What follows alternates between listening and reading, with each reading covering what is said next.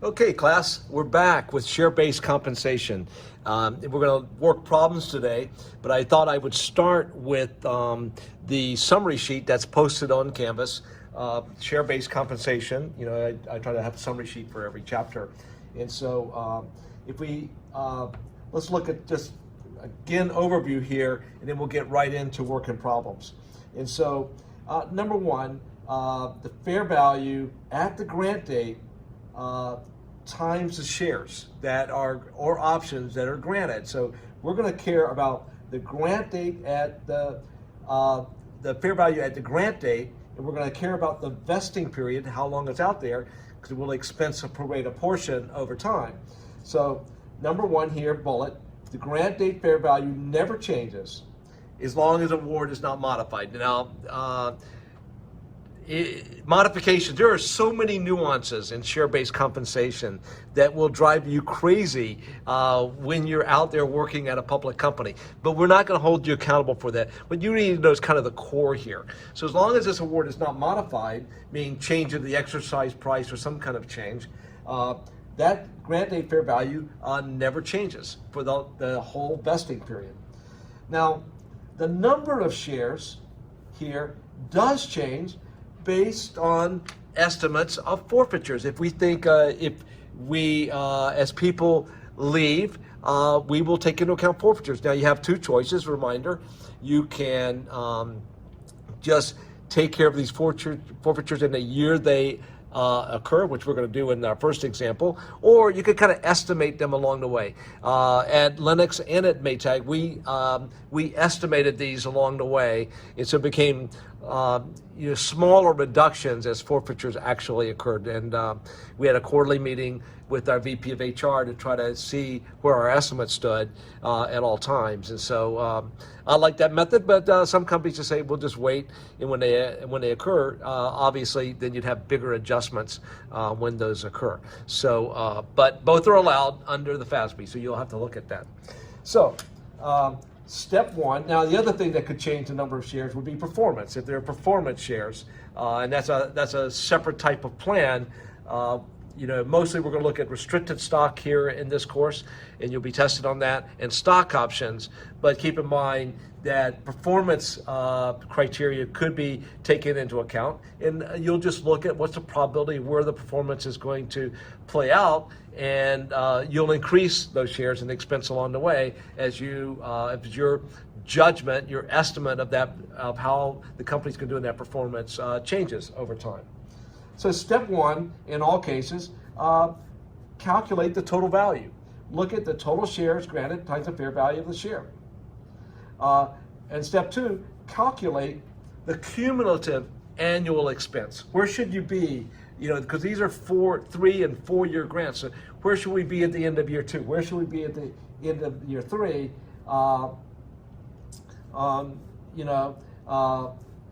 Times the percent of the vesting period that's been completed.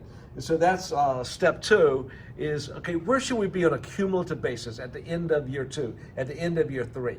And then you just calculate where we are times the percent of how much we've achieved, a time period we've achieved. For example, at the end of a 3 or 4 year, at the end of year 3 for a 4-year grant, we would want to be, we're going to calculate what is 75% of the total value we plan to pay out now based on our current estimate of forfeitures or forfeitures had. And then year 3, just take that cumulative total expense calculated in step 2 minus amounts expense in previous years. So it's, if you will, kind of a catch-up entry. The value of restricted stock is the price of the stock on the day. And then the fair value of options is calculated by experts who will be given that. Options are expensed over the vesting period, not the life of the option. For example, in the company I worked at, the vesting period was 3 years. And so at the end of 3 years, I could do whatever I wanted with those options. I couldn't do anything. I had to be there for 3 years, so it's a good thing that kept me in the business. It helped retain me for sure for those 3 years. And then in the 3 years, I could have those options to trade. But I didn't have to trade them that day at the last day of the end of the third year, I had 7 years. However, we don't expense these options over the 7 years. We only expense it over the required service period, which is the vesting period. That's really important in the case of options. This does not apply to restricted stock because at the end of the third year, then that stock is just given to executives. Options, the stock will only be given to executives when they exercise the option and buy them at the exercise price. And in the journal entries, we debit share-based compensation expense and credit APIC. That's how we record expense. So we're increasing equity and then debiting expense, which will actually be a wash as it goes through retained earnings, but that's a topic for another day. And then at the end of the vesting period, we would debit cash if we receive cash for options. So usually this, for restricted stock, this doesn't apply. We'll debit all the APIC, everything we put up here in APIC over the vesting period. We're going to debit that and get rid of it. And then we're going to credit common stock for what? Shares granted times par value. Why? Got to keep that common stock account right. That common stock account always has only one amount, and that is number of shares that have been issued times the par value. And so when we issue these shares, grant these shares to executives at the end of the vesting period or the exercise of a stock option, we got to get that common stock account right because those shares are now issued. And then whatever's left over, we're going to credit additional paid-in capital. So let's look at example 1 here. And I say it's an in-class example that I would work with you if you're here, but take a stab at this on your own and pause the video. Read this on your screen. Hopefully you can see it well. This problem is also out on Canvas, so you could look at it, download this PowerPoint slide with the problem there if you cannot see that. Well, and then work that and pause your video, and then when you're ready, you got it all done, restart your video, and then you'll see how you did, because I'll work it.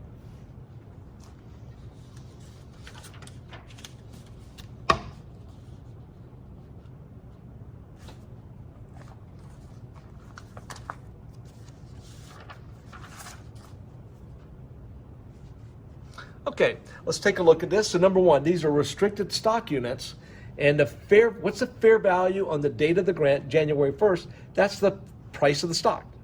And so that stock obviously may go up or down, but the value we assume on January 1 was $8 per share. And these were units, so they're interchangeable here. At the end of the term, people will be given grants of stock instead of units, but during the vesting period, we just call them restricted stock units, or RSUs is a common term used out there. So this is going to be 10 million shares restricted, granted to executives on January 1. Now, guess what? They got to invest over how many years? A lot of people missed that one of the problems on the exam because they didn't count the years right. So I got 2017, 2018, 2019, 2020. So 4 years. So these, they're going to invest. We're going to have services from our executives all the way through the last day of every day of all of those 4 years. And if they do that, then they will receive these 10 million shares. So, okay. And then let's note one other thing here. The company accounts for forfeitures as they occur. So we're not going to estimate forfeitures right from the start. We're just going to wait for those things to happen. So let's take a look at this problem. So step 1, what's the total value granted?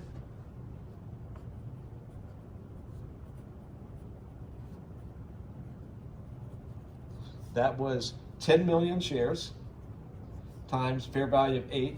So the total value given to executives, and this is on 1/1/17, is 80 million. On 1/1/17, there are no entries.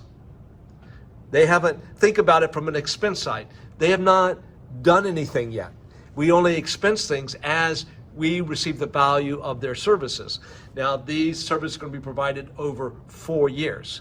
And so when we get to 12/31/17, we are going to record debit compensation expense.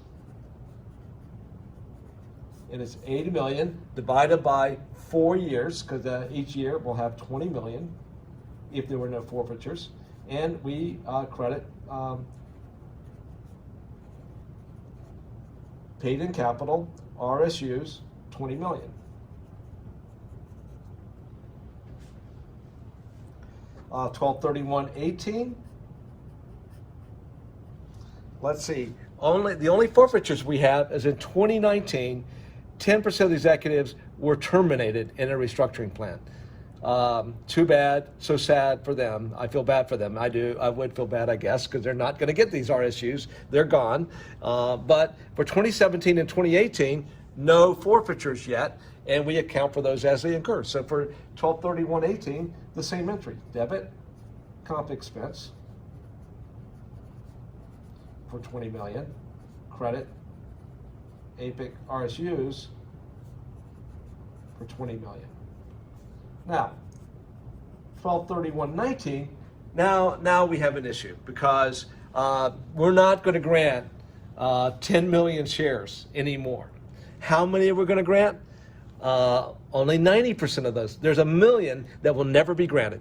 They have lost those because they don't work at the company anymore. So now our total value, let's just look at the new revised total value.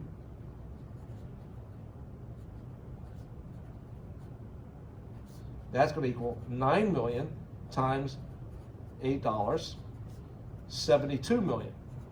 That's the total value granted. Now notice here, this is a good way to look at the principles behind share-based accounting.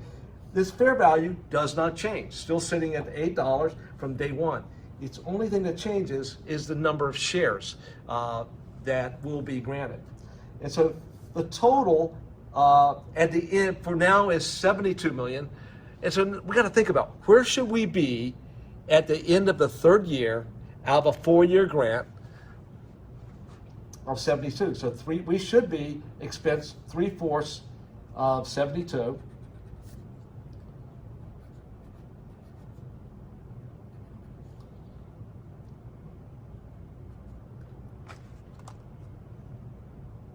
And let's see, I have to calculate that out here. Equals 54 million, I believe. I'm going to check my math there just to make sure I got that right. Boy, I would hate to have to redo this whole lecture. 72 million and 75% of that, 54 million. So we should be, at this point, at the end of 3 years, given the new estimate of forfeitures at 10%, not an estimate, known forfeitures, we should be at 54 million. Where are we at? Well, we booked 20 and 20, so we booked 40. So we can't book another 20. We got to catch up to where we should have been if we'd have known about these executives. And so it's going to be 54 million, this number here, minus 20, minus 20. And this is from 2017 and 2018, or 14 million. And so we're going to debit comp expense for 14 million and credit APIC for RSUs for 14 million.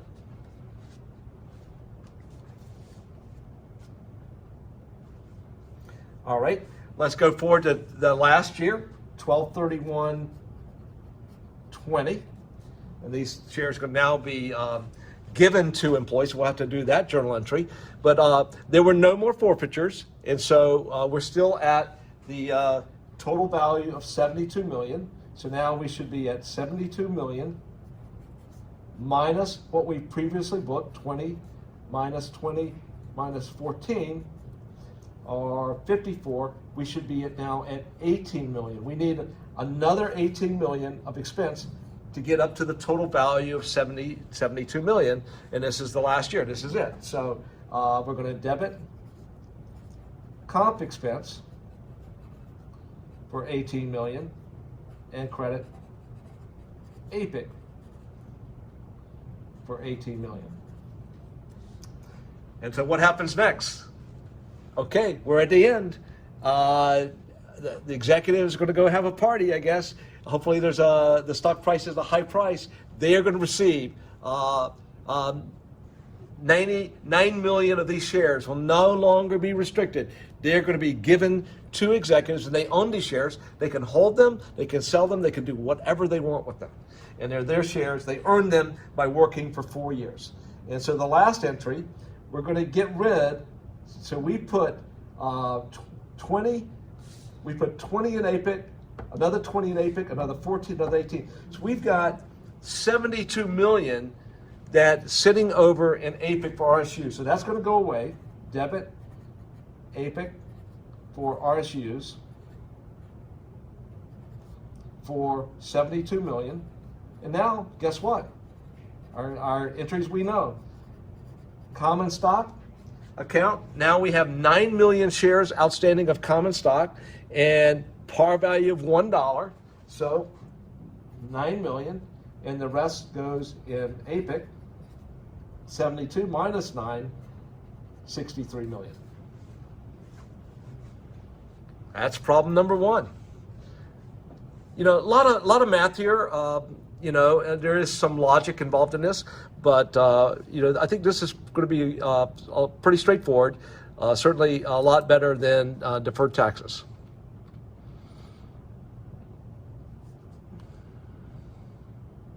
Okay, again, let's do exercise 19-1. You know, you pause the video, work this at home, and then I will work it for you.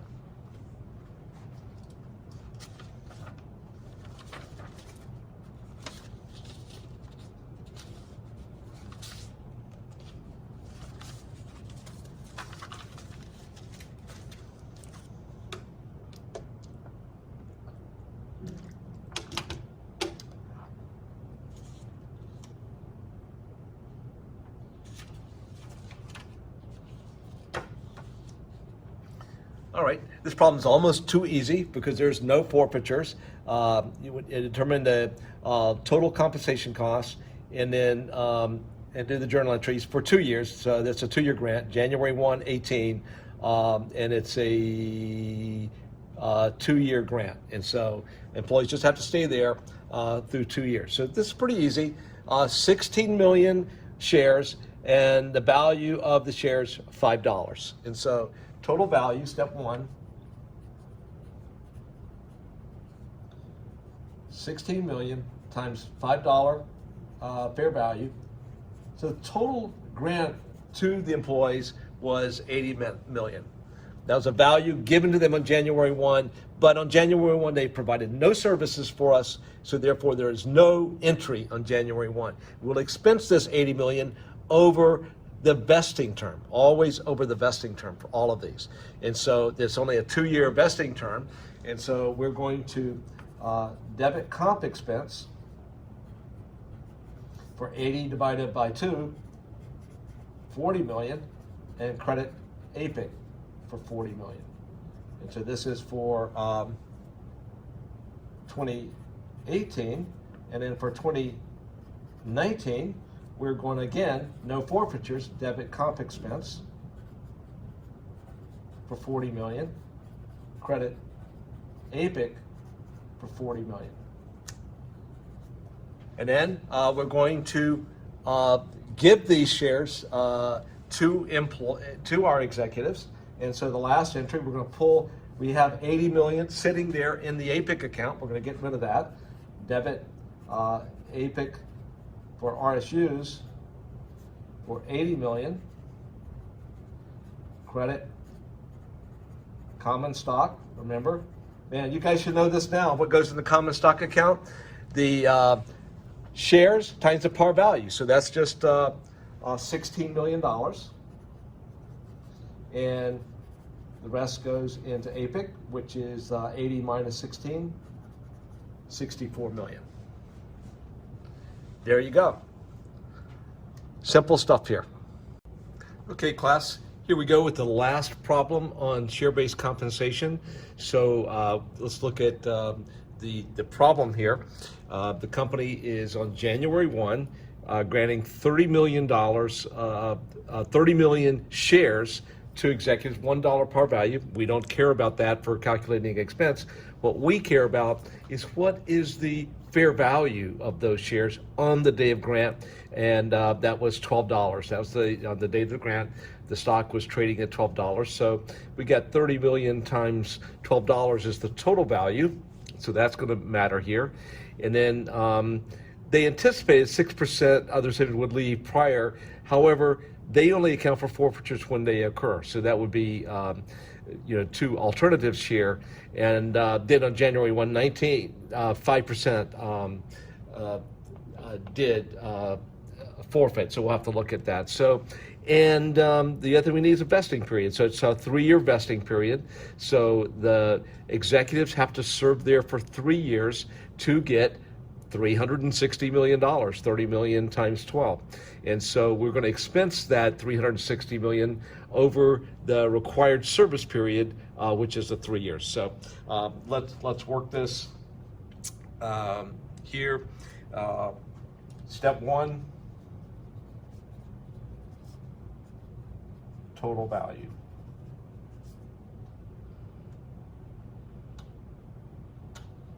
So get this as large so you guys can see this. So total value is 30 million shares times the $12 fair market value, $360 million.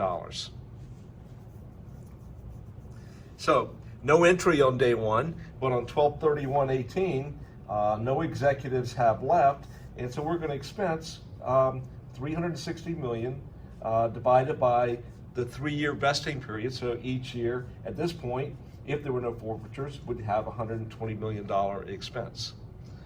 So therefore, the answer is debit compensation expense for $120 million, and credit paid in capital RSUs $120 million. 12/31/19. Well, guess what here? 5% of the RSUs were forfeited because some executives left the company, either voluntarily or involuntarily, doesn't matter. 5% of those shares are just not going to be granted ever. And so we've got 30 million now shares times 95% of those shares times $12. So the total value now granted is going to drop by 5%, and then answer, if you do the math, is 342 million. So we're at the end of year 2, year 1, year 2 of a 3-year grant. So where should we be? We should be 2/3 of the way through that in expense times 342 million, and that's going to equal 228 million. So for 2 years, we should have expensed 228 million. We should have 228 million in paid in capital, but we only have 120. So for this year's expense, it's going to be the new total value through year 2, 2/3 of the total value, minus what we've expensed before, 120 million, or 108 million. Therefore, now, debit compensation expense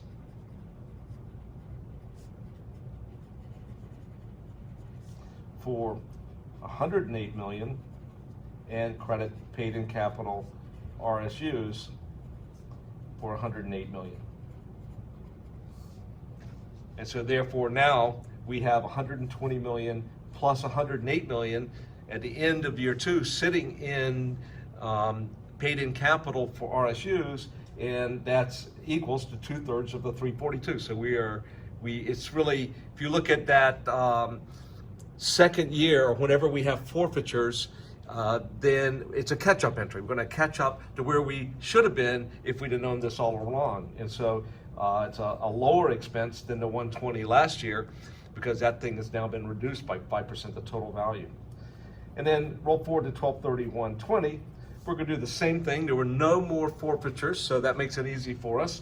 So the total value of 342, that has not changed. So I've got 342 million and times, well, easy math, 3 over 3, because this is the third year out of 3 years we've got to be done now, minus what we've expensed in the past, 120 million minus 108 million, and that answer is equal to 114 million. All right, debit compensation expense, 114 million. Credit paid in capital for RSUs, 114 million. And we're almost done, except now these restrictions are going to be removed, and 95% of 30 million or 28.5 million shares are going to be given to the executives who gutted it out and stayed there for the full 3 years. Hopefully that was a smart decision for them. They're going to be really happy when they get this grant, obviously. Now, when we grant it, we've got to get rid of the paid in capital that's for the RSUs, because now we're going to grant actual real shares. And so how much do we have in there? We have 114, 108 plus 120, or 342. So I'm going to debit that amount for 342 million. I'm going to credit common stock. Remember, par value times shares issued. How many shares we issue? 30 million times 95%, because 5% were forfeited, and that's going to be 95% of 30 million, 28.5 million, and the remainder, just like all of our share issuances, is going to go into paid in capital, or 313.5 million. So there you go. That's share-based compensation problems. Again, I think this is very, very straightforward stuff. You should do very well on this on the exam. Practice these problems, read the textbook.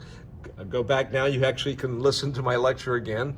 It might put you to sleep, but hopefully you can pick up something additional if you look at that again. But again, reading the textbook is going to be the most powerful thing you could do here to be ready to answer multiple choice.